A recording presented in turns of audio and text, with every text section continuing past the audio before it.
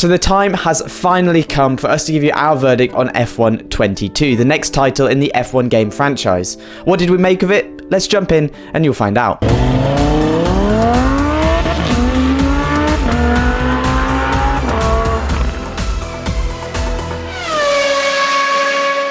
So F1 22 is finally here. After months of hype, big questions over EA's continued influence and the brand new regulations that have come into effect this year, there is more scrutiny on the Codemasters franchise than ever before. The biggest changes this year include those brand new cars, along with lifestyle content called F1 Life, and the addition of supercars as drivable vehicles in an F1 game for the first time. The Formula 1 series has been among the best sports franchises for years now, but can F1 22 deliver? Here is our F1 22 review. Before we get started, a few crucial caveats. The version of F1 22 we were provided to review is not the final product. It is missing the Day Zero patch, and there are a number of things impacted due to this.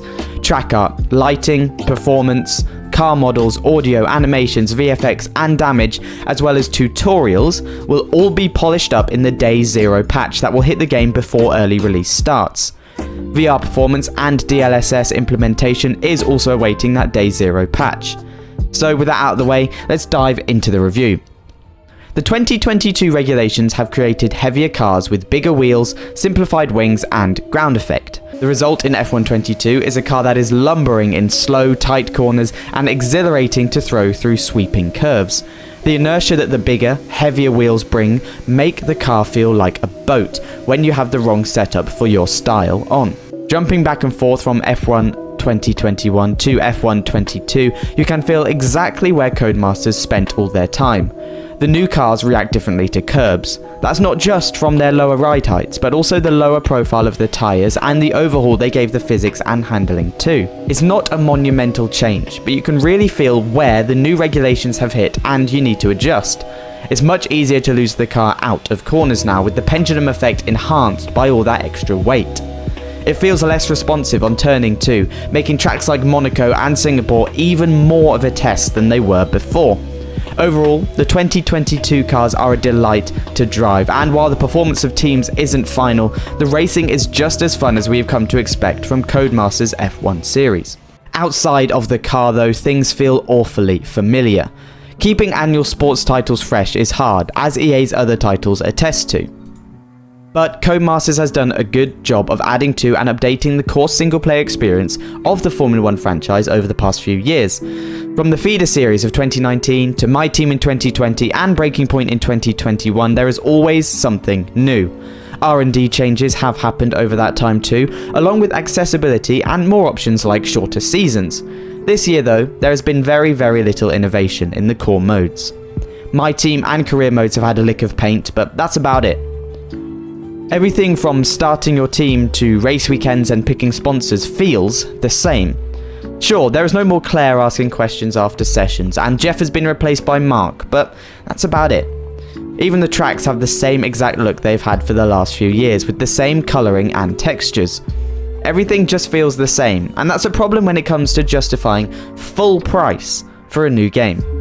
New cars are exciting.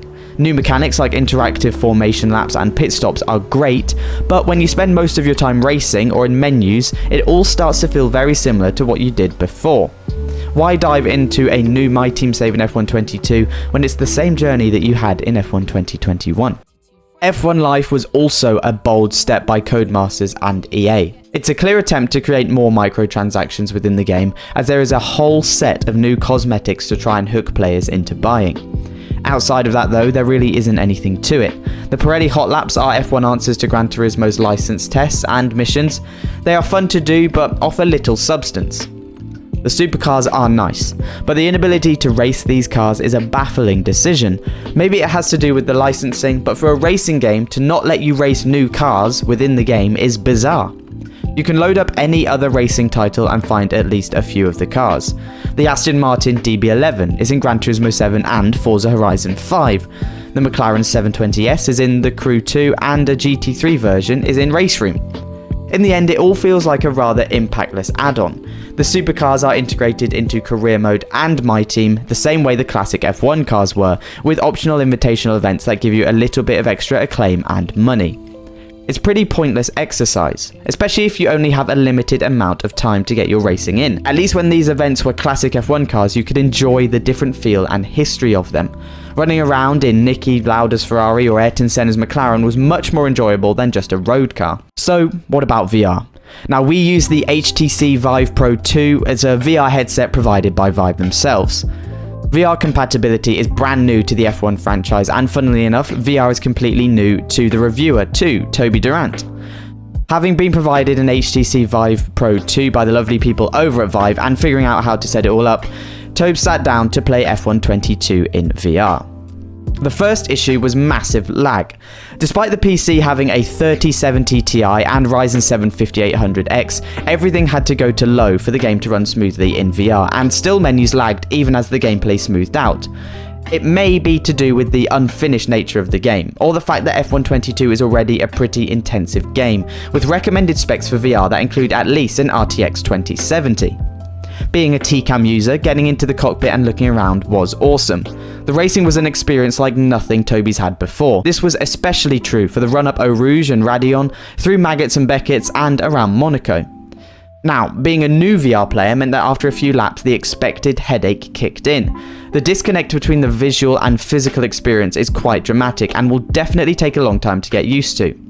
However, for those few PC players with a VR headset and a rig able to handle it, it is a welcome addition. It's thrilling and makes you feel more like an F1 driver than ever before. We have received lots of comments on previous videos talking about VR being the biggest addition to the game, but we think it's really important to remember that a majority of the players with this game will be on console that still doesn't have native VR support, and of those buying it on PC, only a select group of those will have a VR headset. So whilst VR is absolutely awesome, right now it isn't for everyone, but we do hope to see VR support for console in future. Who knows? So the final verdict. F1 22 is good, but it feels like a DLC for F1 2021 rather than a new game. The new cars offer a learning curve to even the most experienced racers out there, but beyond that, there isn't too much cause for excitement. The addition of supercars is all sizzle and no steak. They're fine to drive, but nothing special. And in a franchise that separates itself by being the only place to race F1 and F2 cars, they just feel out of place. Time will tell if they are a highly used part of the game, but once we've completed the hot laps challenges, we won't be touching them again. Within career mode and My Team, F1 22 remains strong. The AI race you hard but fair. Sure, you can still bully them out of a position, but that goes for AI drivers in every game. It's still great fun to drag a team up from the back of the grid, and the addition of coming into My Team as a frontrunner adds a shortcut for those without the time to grind out 8 seasons. With the review version of F1 22 not being fully representative of the release title, it is hard to give this game a complete score, especially without being able to try multiplayer properly, but we'll have a full multiplayer review for you soon. However, right now, it's a good but not great title. It still delivers that F1 feeling and the thrilling single-player racing we've come to expect from a Codemasters F1 game. It just doesn't move the franchise forward in any meaningful way. We've given it a 7.5 out of 10. So from what you've seen so far and what we've told you in this review, what do you make of F1 22? Do you think you'll agree with our rating? Let us know down in the comments. Make sure to subscribe to stay up to date with all things F1 22. We'll have plenty of videos and setup guides coming soon, and we'll catch you in another video here on the channel soon.